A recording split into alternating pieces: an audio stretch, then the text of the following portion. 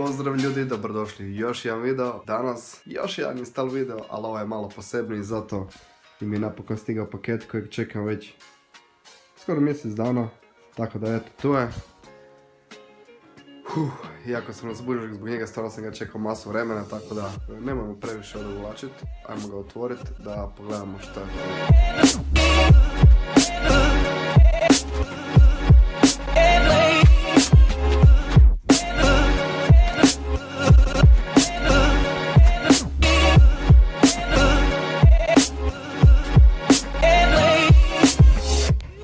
Evo ga ljudi. Tada. Recimo usica za 206. Dobili smo cijev. Nastavak. Filter. I intake box. Tako da, eto. Odlično. Jedva čekam da idem to montirati na auto. Ovo će biti top.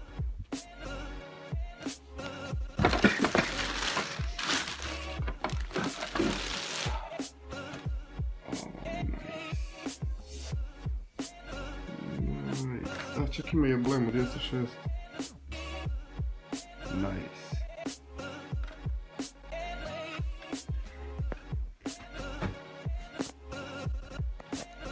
Znači taj usis je baš napravljen za Peugeot 206, za moj model i moj motor.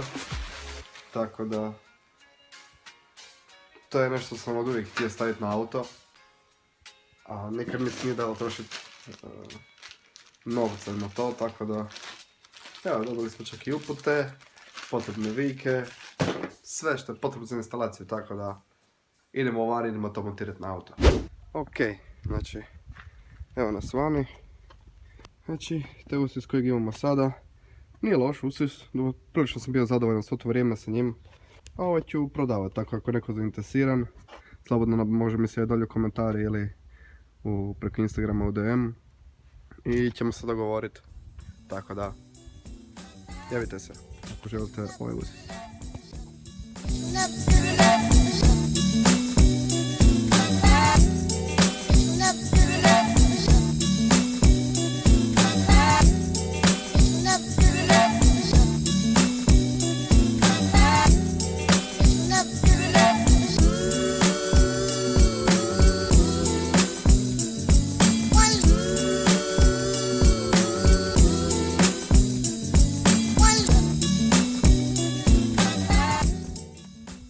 U redu, eto, izvodili smo stari usis van.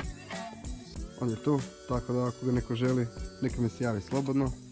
I sad ćemo instalirati novi usis koji smo dobili, izgledat će.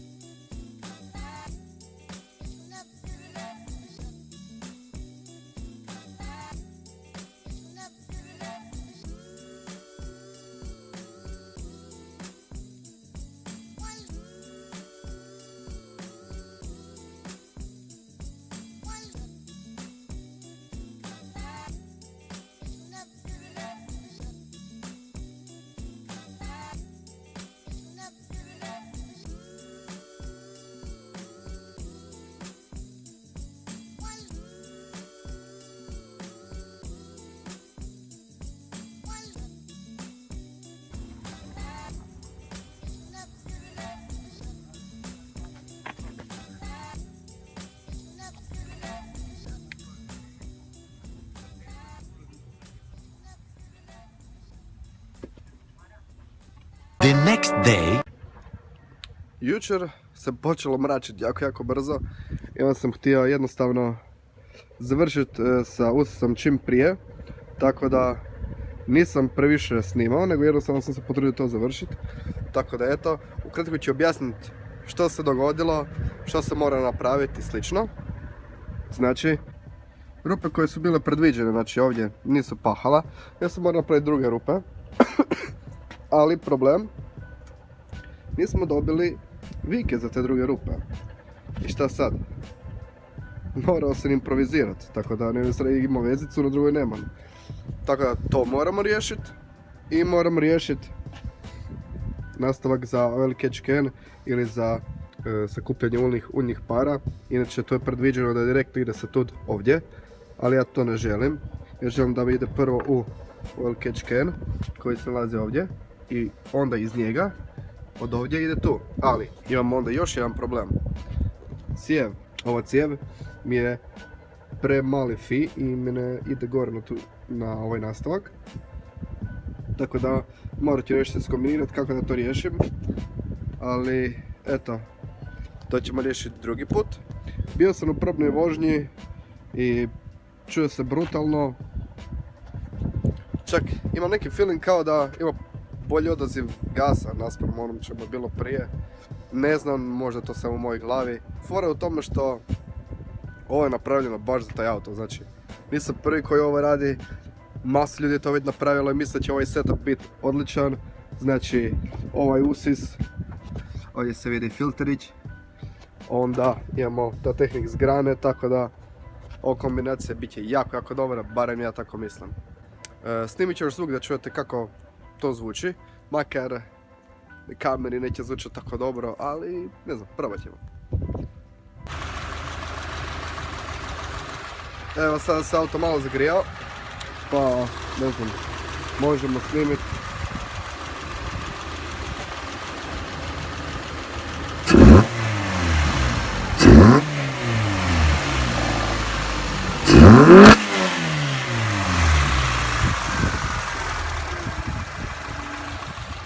Meni se sviđa sad. Ne znam kako to zvuči na kameri, ali uživo zvuči prilično dobro, tako da. Da i nisam spominjao, imam silikonske cijevi, to sam bio mijenjao, ali nisam snimao jer je padala kiša, a morao sam ih promijeniti i samo sam to uradio na brzinu, ali eto, čisto onako, čisto da znate. I eto, znači u drugom videu moram riješiti to i moram riješiti vike za montažu jer to nismo dobili, jer je predviđeno da ide na vike od hladnjaka, ali jednostavno ne može, ne paše, ne znam iz kojeg razloga, ali ne paše. Tako da eto, to bi bilo to za ovaj video. Hvala ljudi još jednom što ste gledali, vidimo u sljedećem vlogu koji će biti vjerojatno za 7 dana. Lajkate video ako vam se sviđa video, ako vam se sviđa video onda lajkate video jer vjerojatno vam se sviđa ovaj usis, kome ne bi, meni je brutalan. Tako da vidimo se u sljedećem vlogu i do onda. Peace!